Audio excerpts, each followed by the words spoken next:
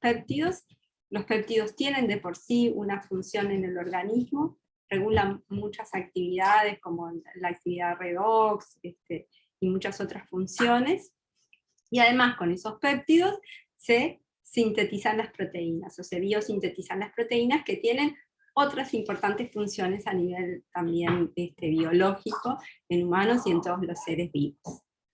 ¿Sí? Entonces lo que vamos a ver ahora son generalidades de esos péptidos y proteínas, cómo es el enlace peptídico y qué características les da, porque bueno, los aminoácidos son los bloques de construcción de las proteínas y vamos a ver que se conectan a través de enlaces peptídicos.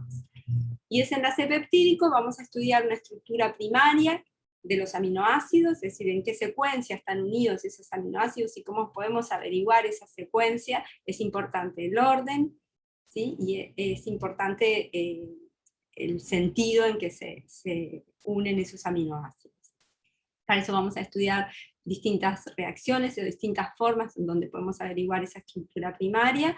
Después, brevemente, vamos a ver qué es la estructura secundaria, terciaria y cuaternaria de esas proteínas o péptidos. ¿Sí?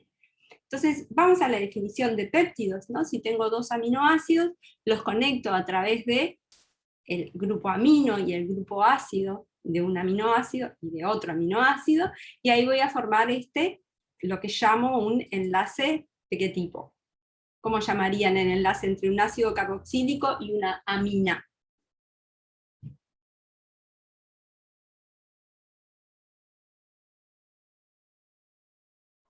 Ese enlace se conoce como enlace peptídico.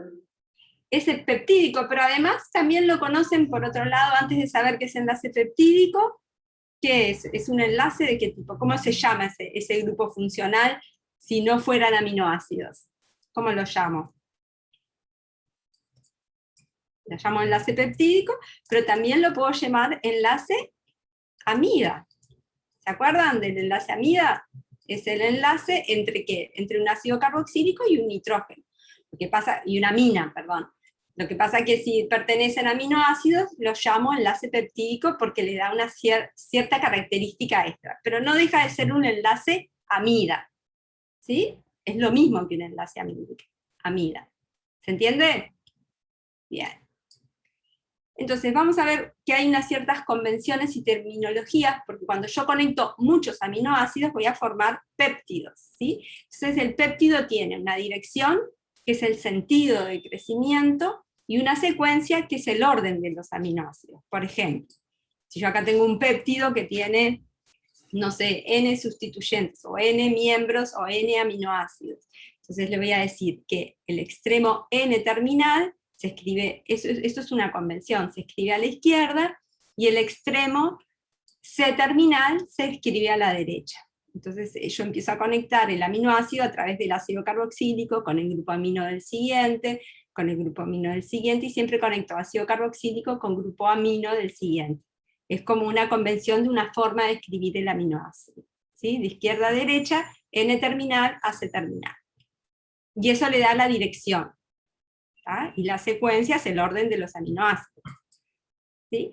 Entonces yo llamo oligopéptido cuando mi N, cuando mi número de aminoácidos es menor a 10. Cuando está entre 10 y 100 le llamo polipéptido, que tiene un peso molecular alrededor de 5000, y cuando es mayor a 100 le llamo proteína. ¿Sí? Cuando tengo más de 100 aminoácidos ya tengo una proteína, y el peso molecular oscila entre 5000 y 40.000 40 millones de Armstrong, ¿no? de peso molecular.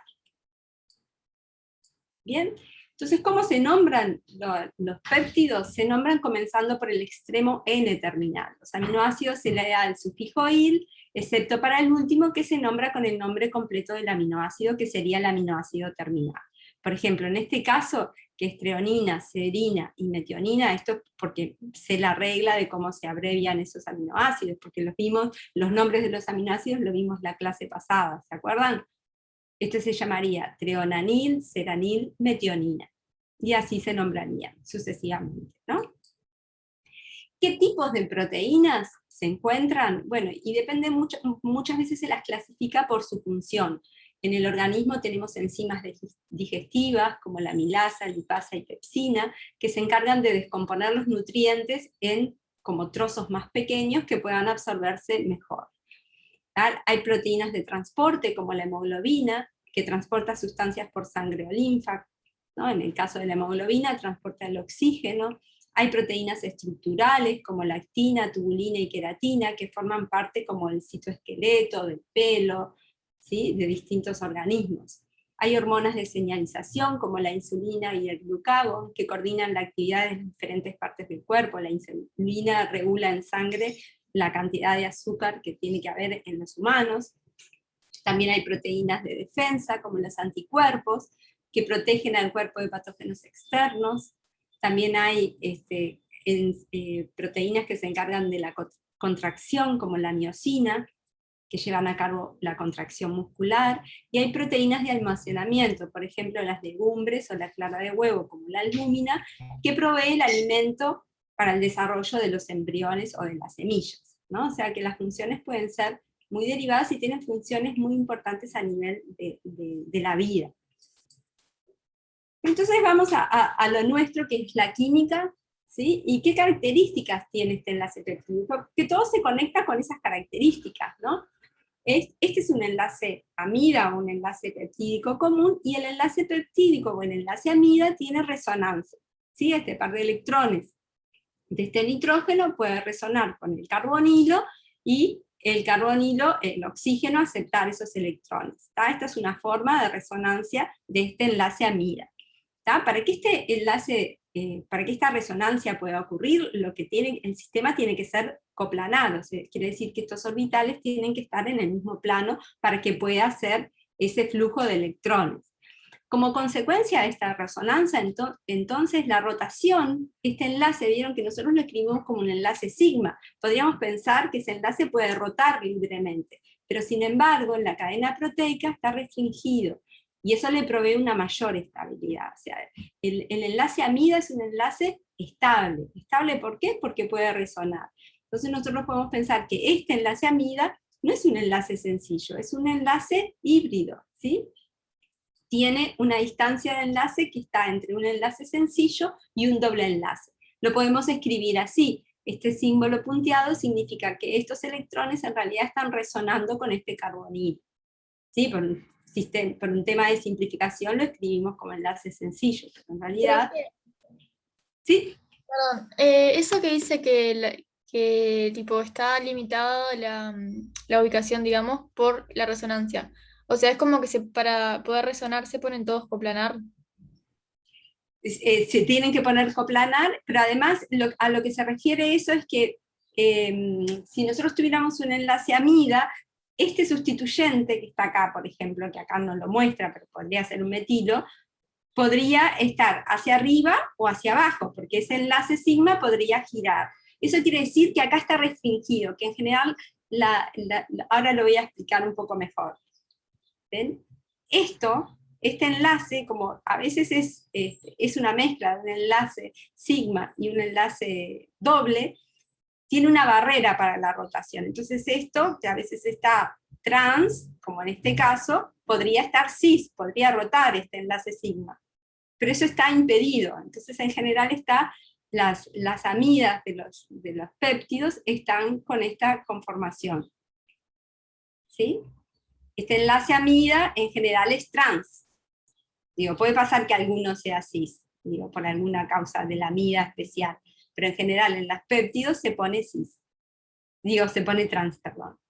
¿Se entiende? Se refiere a esta rotación, de este enlace con respecto a este. Que si fuera un enlace sencillo, se podría rotar, y yo no podría distinguir entre un isómero y el otro. En una amida común no se distingue. ¿Tá? Pero esta amida, el conformero ese es más estable, el trans.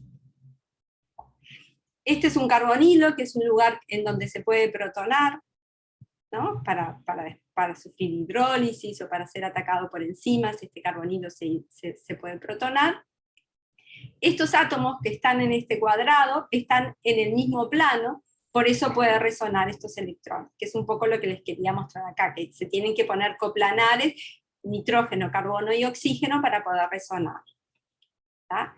El carbonilo es menos electrófilo que una acetona. El no es lo mismo, una amida no es la suma de una acetona más una amina, perdón, no tiene las mismas propiedades. El carbonilo es mucho menos electrófilo, por esa propiedad de que el nitrógeno le cede los electrones y puede resonar.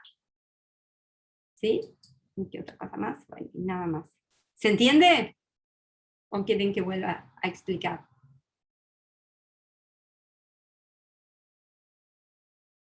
¿Sigo? Bueno, y un poco era esto, el nitrógeno tiene hibridación sp2 y no es básico. ¿Tá? Entonces esas propiedades del enlace este peptídico, del enlace amida, hace que las proteínas sean muy estables. Porque si lo hidrolizaríamos fácilmente, no sé, nos lavaríamos con jabón la piel y nos disolveríamos. Sin embargo, las proteínas son fuertes. ¿Sí? Pueden resistir condiciones. Para poder rotar no debería ser SP3. Sí. Por eso es que no puede rotar. Por eso es que no puede rotar. Yo pensé que Porque no podía rotar para poder resonar. No había entendido bien. no puede, claro, si fuera así, si estuviera sencillo, podría rotar.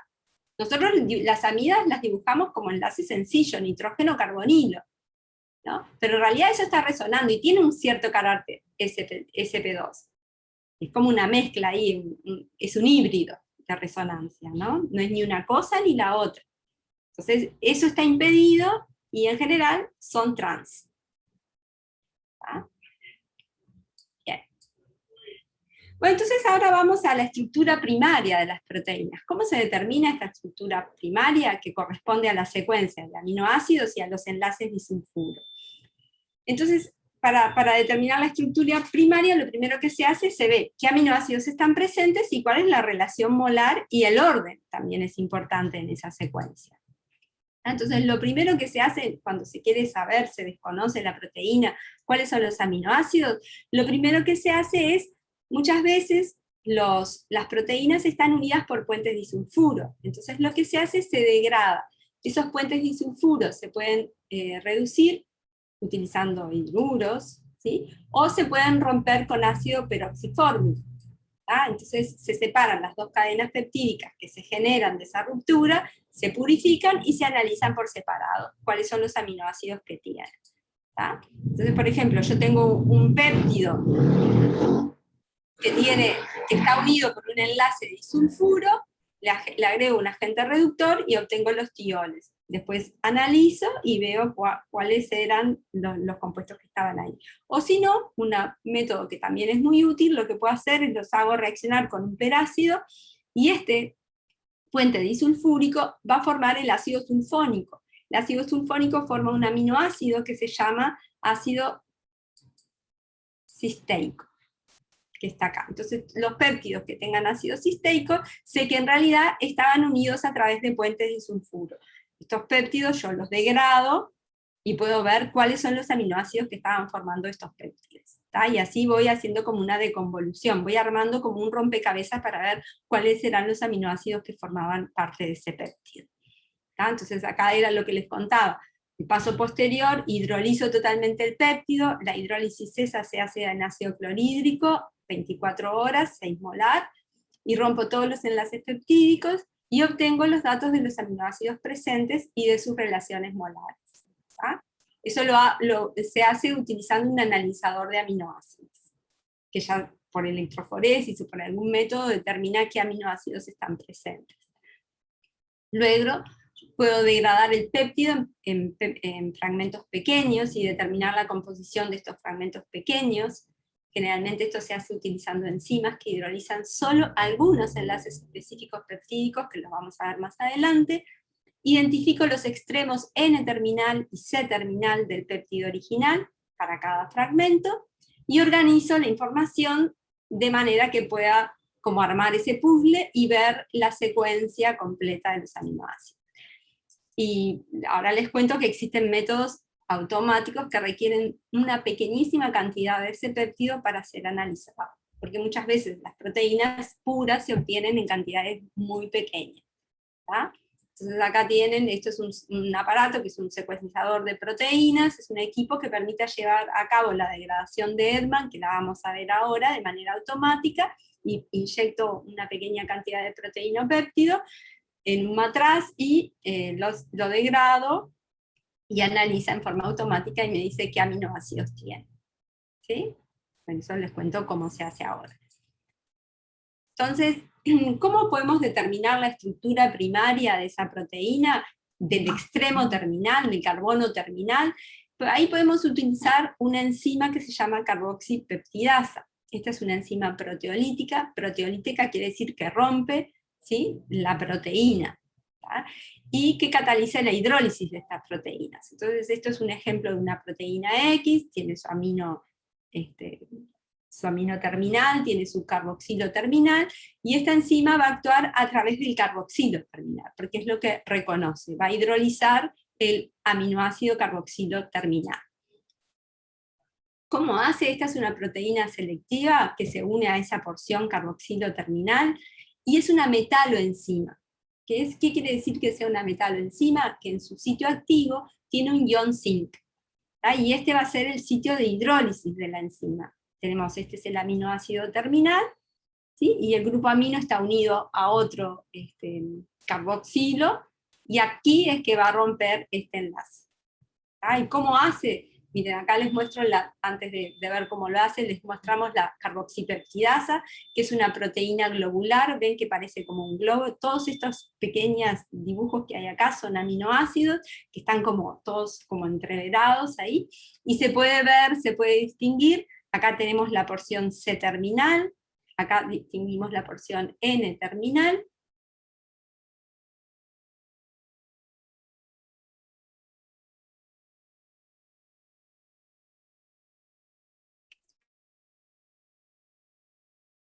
Acá hay un ion zinc, una versión simplificada de la carboxipeptidasa. Esta es la carboxipeptidasa, acá está la arginina. Ahí me escuchan porque estaba inestable internet. Acá tenemos la arginina Se 145. cortó, sí. ¿Qué parte no escucharon? Cuando estabas en la otra diapo y pasaste a esta, como que ahí se Les cortó. muestro, esta es una forma simplificada de la carboxipeptidasa. Acá lo que les quiero mostrar es como el sitio activo de la carboxipeptidasa, y acá está todo eso globular que veíamos, los muchos aminoácidos y demás. Es como una simplificación para poder entender, bueno, cuál es la reacción que está ocurriendo ahí. Esa es la carboxipeptidasa con su sitio activo, ¿sí? Se une la proteína que quiero degradar, y cómo se une a través de interacciones iónicas, ¿sí? El carboxilo terminal se emparenta con la arginina 145, porque ahí hay una atracción iónica, ¿no?, entre el positivo y el negativo, el positivo de la arginina y el negativo del carboxilato, ¿sí? Y entonces es acá el ion zinc que actúa como un ácido de Lewis, incrementando el carácter positivo de este carbonilo. Entonces ahí lo que pasa, hay una interacción, el oxígeno, ¿sí?, interacciona, o el zinc forma como un complejo que quita densidad electrónica a ese carbonilo, lo vuelve más positivo, al carbono en realidad, de ese carbonilo, y entonces una molécula de agua hace un ataque nucleofílico a este carbonilo, y el nitrógeno acepta los electrones de este enlace, que es el que se va a romper. Por lo tanto va a ser una reacción de hidrólisis, ¿no? Es agua que ataca un carbonilo, que está activado por la presencia de este zinc, que está en el sitio activo de esta enzima, ¿tá? Y esa es la reacción que cataliza la carboxipeptidasa. Entonces al final, los productos de hidrólisis van a ser la proteína, ¿sí?, en donde rompimos el carbono, el aminoácido terminal, el zinc, y se regenera el sitio activo de la enzima carboxipeptidasa, ¿tá? Entonces obtenemos un solo aminoácido al final de la reacción.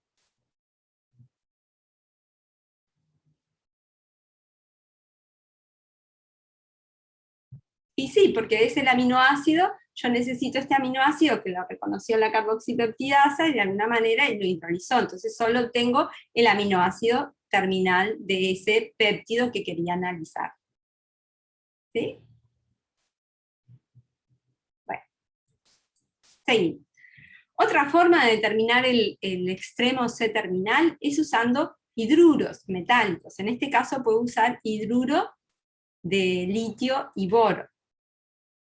¿Sí? En este caso lo que hago es reduzco el ácido carboxílico, se reduce a alcohol, ¿no?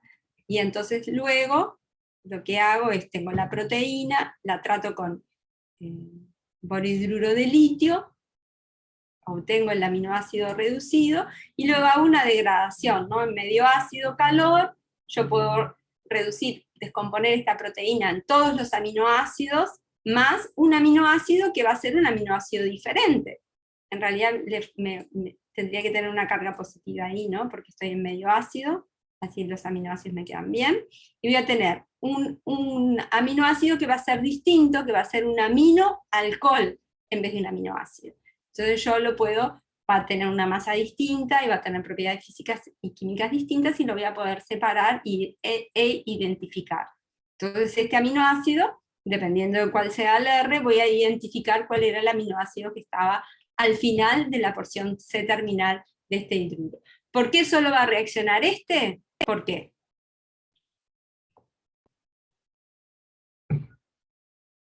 Porque el que tiene el carboxilo libre. Es el único que tiene el carboxilo libre. A no ser que El hidrógeno ahí rompe el enlace, ¿o qué es lo que hace? hidroliza. En realidad no es hidrógeno, es H+. H+ es una forma haragana de escribir H3 o más, ¿no? La estoy escribiendo con el mouse, por eso estoy escribiendo tan feo. Acá es como una coma, ¿no? Es esto, esto quiere decir que hay agua en el medio, y el agua va a ser lo que hidrolice toda esta proteína y me dé los aminoácidos más el aminoalcohol. ¿Sí? ¿Se entiende?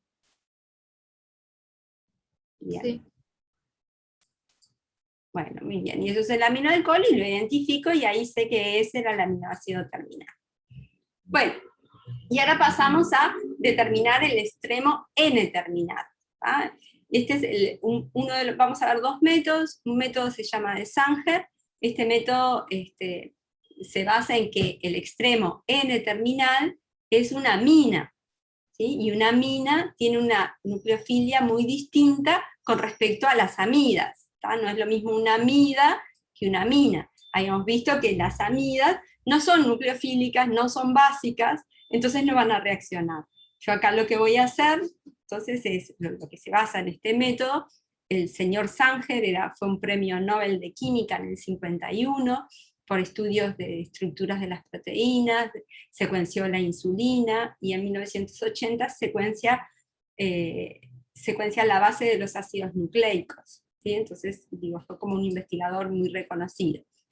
Entonces, el reactivo clave para el método de Sanger fue para identificar ese extremo N-terminal, este es el señor Sanger, y ahora les muestro el reactivo, que es el 1-fluor-dinitrobenceno, que es este compuesto que está acá, ¿tá? Que es un compuesto que va a reaccionar con el grupo amino terminal de los péptidos o de las proteínas, ¿tá? ¿Por qué va a reaccionar? Esta reacción probablemente, acá se las muestro en un ejemplo, ¿tá? Y acá lo que ocurre es una reacción, esta es una reacción que ustedes no vieron, que es una sustitución nucleofílica aromática, que es una reacción rara, que en general no da. ¿Por qué? Porque el anillo aromático es muy rico en electrones. Para que esta reacción ocurra, en realidad lo que tiene que haber es un buen aceptor de electrones en posiciones orto y para. Y los grupos nitro son buenos aceptores de electrones, son fuertes aceptores de electrones, atraen los electrones, los estabilizan, porque el grupo nitro este oxígeno puede soportar una carga negativa. Y acá tiene no solo un grupo nitro en la posición, se entiende, en la posición para, sino que además tiene un grupo en la posición orto, que también podría aceptar esta carga. ¿Sí? Estos electrones podrían moverse para este grupo nitrógeno, y el oxígeno aceptar la carga negativa. Entonces ahí se forma. Esto es un mecanismo de adición y eliminación. Primero se adiciona el grupo amino acá, y después cuando vuelven los electrones, se elimina ácido fluorhídrico. O sea, de acá se va HF. Y se formaría un intermediario tetraédrico, uy, se los voy a dibujar acá, un intermediario tetraédrico, esta es como la forma donde tenemos acá el grupo amino, y acá tengo el péptido, acá el flúor, acá tengo uno de los sustituyentes, y los electrones así.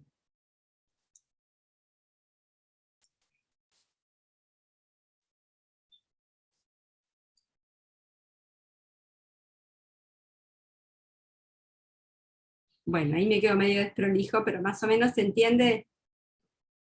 Este grupo nitro es aceptor de electrones, entonces me queda este intermedio acá, que después evoluciona cuando pierde ácido fluorhídrico, cuando estos electrones vuelven.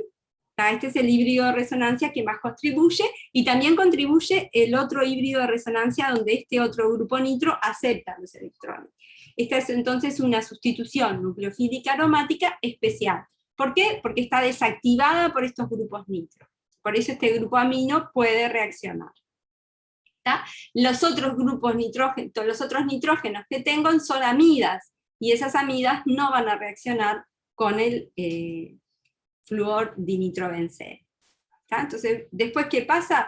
Tengo este péptido, en donde le pegué el dinitrobenceno a un extremo, y entonces ahí lo que hago es una hidrólisis ácida. Voy a obtener una hidrólisis ácida, en este caso este péptido se va a descomponer en todos los aminoácidos, y el aminoácido N-terminal va a estar pegado con un grupo dinitrobenceno. Entonces voy a poder identificarlo, porque va a ser el aminoácido que esté pegado con ese grupo.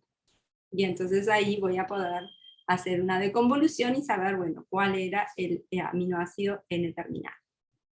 ¿Sí? ¿Preguntas de esta parte?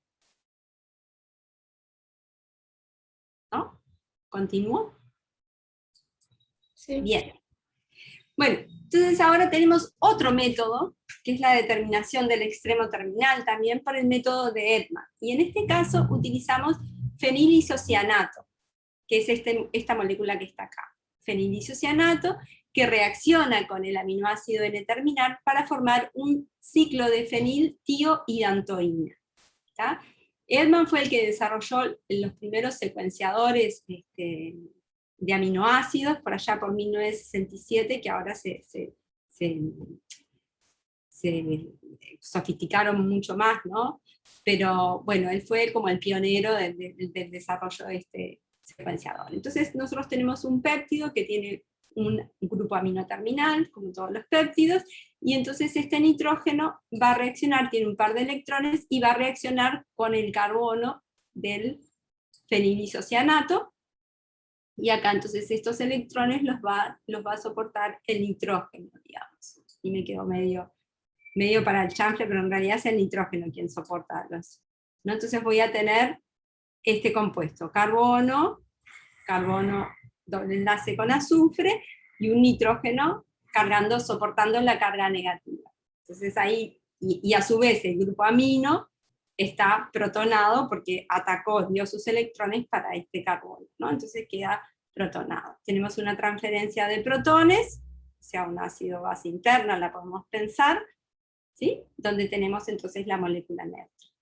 Después lo que hay,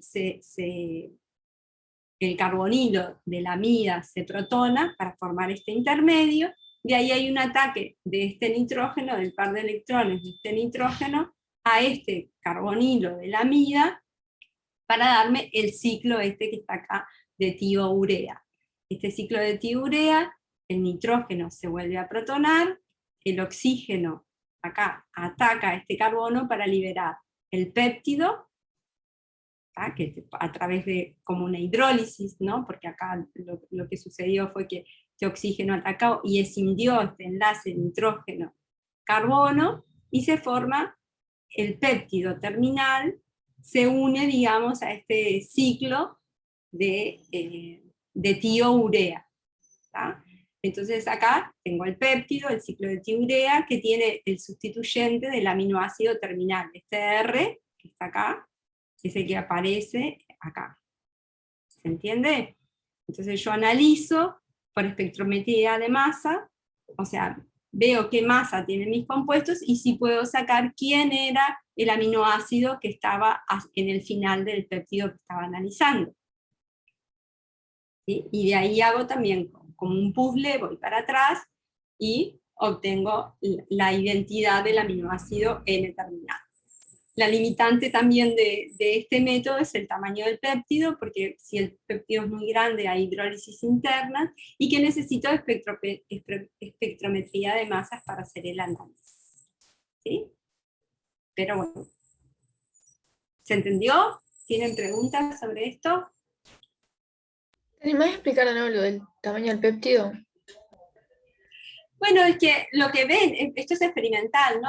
A veces ven que si el péptido es muy grande, puede haber hidrólisis interna y pueden dar datos como que se complejicen, digamos, que no siempre es un buen método para utilizar, y eso es experimental. Ven que cuando el tamaño del péptido es muy grande, ustedes no van a tener ese problema porque no se van a enfrentar ustedes a esa situación. No van a tener que elegir un método, y bueno, si lo eligen, verán que no les funciona y elegirán otro, ¿no? Igual ahora los péptidos se hacen de manera automática en los analizadores de aminoácidos, secuenciadores de proteínas, ¿sí? Bueno, Bien, gracias. seguimos. Bueno, entonces hay también hidrólisis parciales de péptidos que podemos utilizar utilizando enzimas. Cuando utilizamos tripsina, es una enzima selectiva porque hidroliza enlaces peptídicos que tengan grupos carboxilos de lisina o arginina, que son aminoácidos básicos. Acá les puse la estructura de la lisina y de la arginina, que tienen en el R, esto que está acá en el R sería una cadenita con un grupo amino, o la arginina que tiene este guanidino. Entonces la enzima reconoce esas estructuras de lisina y arginina, y donde rompe es este enlace que está acá. ¿Sí? Ese es el sitio de hidrólisis de la tripsina. Entonces rompe acá, lo transforma en el ácido carboxílico y rompe. Entonces sabemos dónde rompió esa enzima, sabemos que ahí va a estar o un residuo de lisina o uno de arginina. ¿Sí? También tenemos la quimiotripsina, que es una enzima selectiva que hidroliza el enlace peptídico del grupo carboxilo que tengan en el R2 aromáticos, como la fenilalanina, la tirosina o el triptófano. Aquí le puse las estructuras. Esta es la fenilalanina, que tiene un anillo, un CH2, un bencilo, digamos, la tirosina, que tiene un bencilo, que tiene un hidroxilo, y el triptófano, que tiene un triptófano, un indol en ese residuo. Entonces, grupos aromáticos acá son reconocidos por la quimiotripsina y les rompe, ¿sí?, el grupo, digamos, el enlace peptídico a este nivel. Entonces obtengo el aminoácido con el residuo de fenilalanina, tirosina o triptófano y el resto del péptido que sea. ¿Sí? Bueno, entonces, como resumen de la estructura primaria, las herramientas que tenemos se pueden romper los enlaces azufre-azufre por reducción o por oxidación. Esto es como un resumen de todo lo que vimos. La hidrólisis en medio ácido para obtener los aminoácidos y sus relaciones molares. Cómo identificamos el extremo C-terminal con una carboxipeptidasa o con borhidruro de litio, reduciendo y obteniendo un aminoalcohol. Cómo identificamos el extremo N-terminal por el método de Sanger, utilizando dinitrofluorbenceno, o si no por el método de Hellman, que utiliza el fenil isocianato, ¿sí? O una hidrólisis enzimática específica utilizando tripsina, que sabemos que hidroliza arginina y lisina, o quimiotripsina, que hidroliza fenilalanina, tirosina o triptófano. Entonces, con esta receta nosotros podríamos diseñar un experimento para determinar la composición de los aminoácidos de un cierto péptido problema que no sabemos qué tiene. ¿Tá? Y eso es para saber la estructura primaria de un péptido, de una proteína. ¿Tá? Entonces, ¿Qué pasa con las estructuras de las proteínas? La estructura es la forma tridimensional de una proteína que es muy crítica para su función y que la podemos dividir en 4 categorías. Hasta ahora lo que nosotros vimos es cómo sacar la estructura primaria, que es la secuencia de los aminoácidos de la proteína. ¿Sí? Está dada, es única y define la función de esa proteína. Los enlaces peptídicos forman las conexiones entre los aminoácidos. ¿Está? Eso es como lo primario. Pero después hay una estructura secundaria, que es una subestructura que a veces es muy irregular y que se da por las relaciones conformacionales de los aminoácidos vecinos. ¿No? Entonces yo tengo un aminoácido, una proteína, son muchos péptidos, y entonces muchas veces lo que aparece ahí son interacciones. La cadena principal se dispone anti, quiere decir que este enlace peptídico es anti, ¿sí? En general en todos los péptidos, y hay unas interacciones de puente de hidrógeno entre el NH y el carbonilo. ¿Ah? NH, carbonilo, y eso hace que se ordenen y que se plieguen de cierta manera mis proteínas, o las proteínas. ¿Tá? Entonces, esta estructura secundaria se da entre los aminoácidos próximos en la estructura primaria. Y hay 2 tipos más comunes de estructura secundaria, que son las alfa-hélices y las hojas plegadas. Una alfa-hélice consta de aminoácidos que adoptan una forma en espiral, y una hoja plegada es como un papel plegado, como un abanico que alterna filas de aminoácidos de lado a lado. Y ahora les voy a mostrar cómo, ¿no? Acá tenemos una hoja plegada, y acá tenemos, por ejemplo, una cadena peptídica que va desde el N-terminal hasta el carboxilo terminal, ¿no? Entonces está nitrógeno, carbono alfa, carbonilo, enlace peptídico. Nitrógeno, carbono alfa, carbonilo, enlace peptídico. ¿Ah? Nitrógeno, carbono alfa, enlace peptídico. Y esta hoja se coloca en paralelo con otra cadena de péptidos también con el mismo signo. N-terminal, carbono, carbonilo, enlace peptídico. Nitrógeno terminal, carbono alfa, carbonilo, enlace peptídico. ¿Sí? Se colocan, se dice, paralelo. Pero la hoja, y así forman lo que se llama una hoja plegada.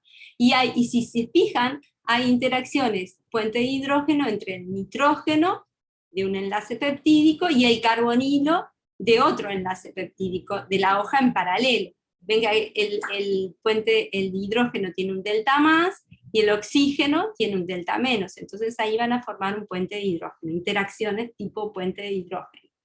¿Sí? También puede haber una hoja plegada antiparalela. ¿Por qué? Porque este péptido se colocó desde el nitrógeno terminal al carboxilo terminal, de la forma que vimos análoga a la forma paralela, pero acá se coloca al revés, carboxilo terminal, y acá está el nitrógeno terminal. Entonces, la forma que va a tener se le dice que es antiparalela. Una tiene este sentido y la otra tiene el sentido contrario. El nitrógeno terminal está acá y el carboxilo terminal está acá. Entonces va a adoptar una forma también hoja plegada, pero levemente distinta a la otra. Y también va a haber interacciones de puente de hidrógeno entre el enlace amida, el NH de la amida, y el carbonilo de otra amida. ¿Sí? Y estos residuos van a interaccionar o no, dependiendo cuál sea el R o el residuo que nosotros tenemos. Y a su vez, esta estructura secundaria puede adoptar forma también de alfa-hélice, que es como una hélice, ¿sí? También se conecta a través de los enlaces carbonilo, dependiendo de cuál sea el R en ese caso y cómo sea la interacción de esos aminoácidos. ¿Tá? Entonces acá les muestro una estructura de hoja plegada, que en realidad se da entre proteínas que tienen alternados de residuos de alanina y glicina, adoptan esta forma de hoja plegada. ¿Sí? Acá ven las interacciones de puente de hidrógeno entre las distintas cadenas. Esta es una hoja, las cadenas adyacentes son antiparalelas, quiere decir que van de N-terminal, carboxilo terminal, y la otra hoja, el otro péptido se coloca al revés. Existen enlaces de hidrógenos entre las cadenas, y las repulsiones de Van der Waals producen este efecto de plegado. Estas cadenas, acá estaría el residuo metilo de estas cadenas, ¿sí? Que producen como una repulsión y hace que tengan esta forma plegada. ¿Tá? Y en general, los residuos que tienen hoja plegada son péptidos que tienen aminoácidos pequeños, como glicila, alanina o serina. ¿Tá? Y bueno, este tipo de estructura es flexible, resiste al estiramiento, y por ejemplo la proteína del pelo tendría como en su estructura muchas hojas plegadas.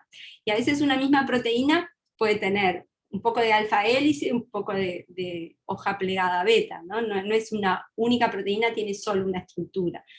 Esta es la estructura de alfa hélice, que todos los aminoácidos son de alanina, y ahí hay los puentes de hidrógenos, marcan acá, sería donde se estaría formando los puentes de hidrógenos. Y en general, por ejemplo, la proteína del músculo, miosina, contiene grandes regiones de alfa hélice, ¿no? Y que está formada por residuos de L-alanina. ¿Tá? Bueno, eso con respecto, les iba a mostrar. ¿Tá? Les iba a mostrar, ¿ustedes están viendo mi pantalla? A ver, creo que tengo que dejar de compartir, vuelvo a compartir. Les iba a mostrar, perdón. Vuelvo a compartir.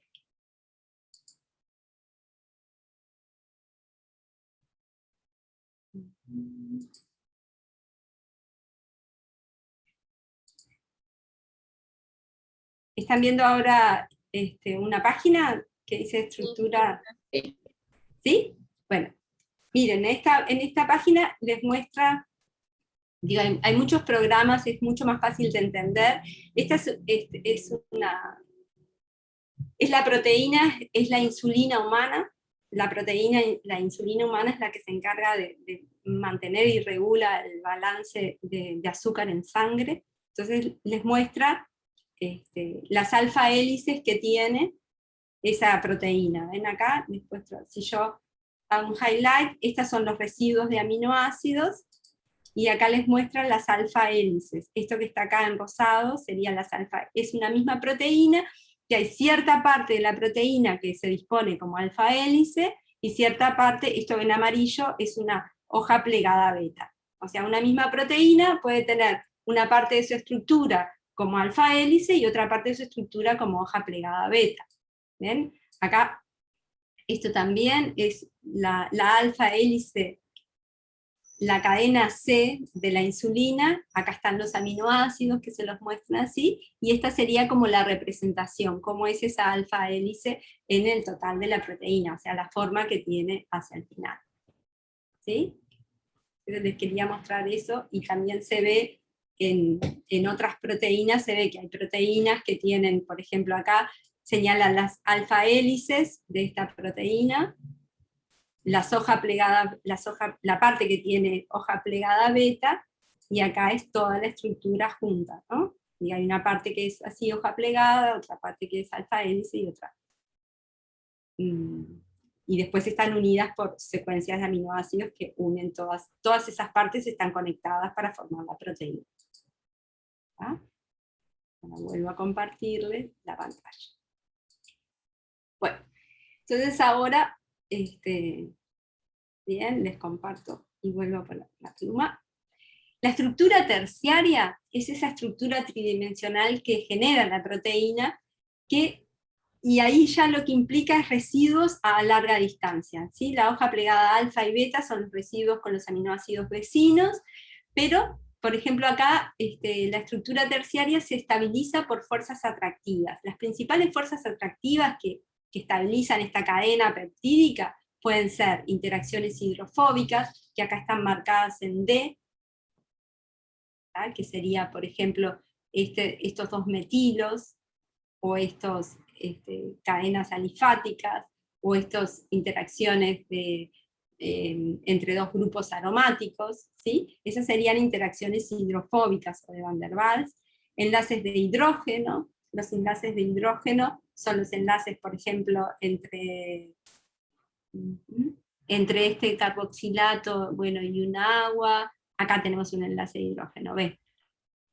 ¿No? Que sería entre el carbonilo, el carboxilato de un residuo de un aminoácido, y una tirosina, el hidroxilo de una tirosina, eso sería un enlace de hidrógeno, o atracciones iónicas como A, que sería un grupo amino enfrentado con un carboxilato, eso sería una atracción iónica, o si no, por ejemplo, una lisina que está enfrentada con el carboxilato terminal, también sería otra atracción iónica. O sea, una vez que nosotros tenemos esa estructura se puede plegar en una estructura terciaria que se estabiliza por fuerzas atractivas de aminoácidos que están en regiones, digo, muy distintas, ¿no? Pero como el péptido se fue plegando, a través de esas interacciones va adquiriendo una forma especial.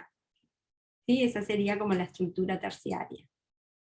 Las proteínas fibrosas son como el cabello, los tendones, la lana, tienen formas alargadas y son insolubles en agua, y en general las proteínas globulares tienen una forma esférica, como la carboxipeptidasa que vimos, y se encuentran en solución acuosa.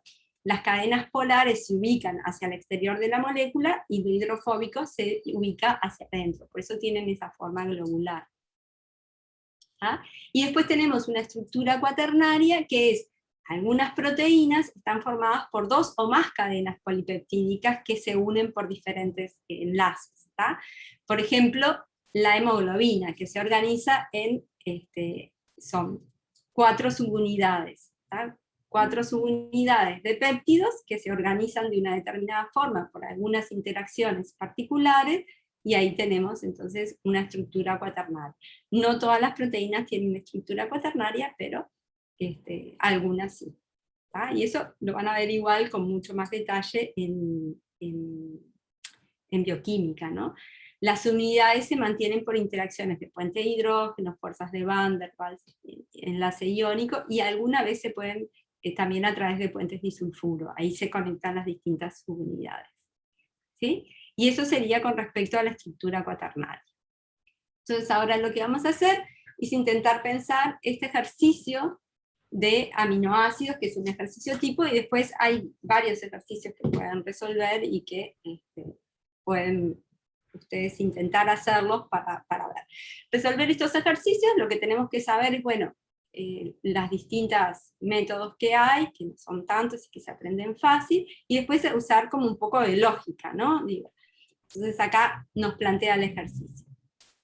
A ver, esperen que tengo ahí una consulta en el chat. Ajá. Si hay algún práctico publicado, creo que todavía no, pero lo vamos a hacer visible. Hay ejercicios resueltos de péptidos, sí. Entonces vamos a ver. Se sabe que el dipéptido alanina-metionina se encuentra como producto de la hidrólisis parcial de un heptapéptido A. Entonces sabemos que tenemos un heptapéptido, ¿no?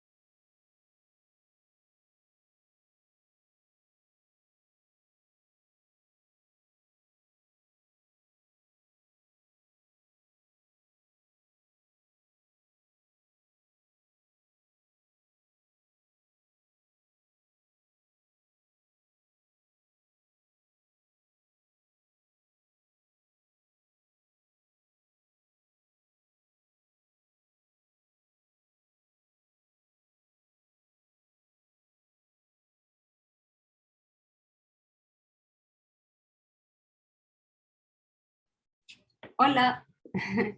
Hola, ¿se desconectó? ¿Sí? Sigo, trato de, seguimos, hacemos, no sé en qué parte se desconectó, supongo que era cuando estaba Estabas empezando, sí, el escribí. ejercicio. Dale, Cuando bueno. estabas empezando a dibujar ahí. Dale, sí, se ve que lo que voy a hacer es grabar esto porque para que les quede el ejercicio grabado también. ¿Tá? Ah, no, mirá, quedó todo grabado. Apareció como que sigue grabando. Sí, sí, Sigue sí. grabando, así que está. Bueno, bárbaro. Va a quedar ahí. ¿Está? Comparto la pantalla y sigo con la pluma. Bueno, entonces estamos acá. Esto es así, tenemos voy a dibujar todos los aminoácidos que tenemos acá, simplemente para ser ordenados. Tenemos fenilalanina, serina, alanina, metionina y lisina. Y acá es metionina también. Entonces, se sabe que el dipéptido alanina-metionina, se encuentra como producto de la hidrólisis parcial del heptapéptido que contiene todos estos aminoácidos.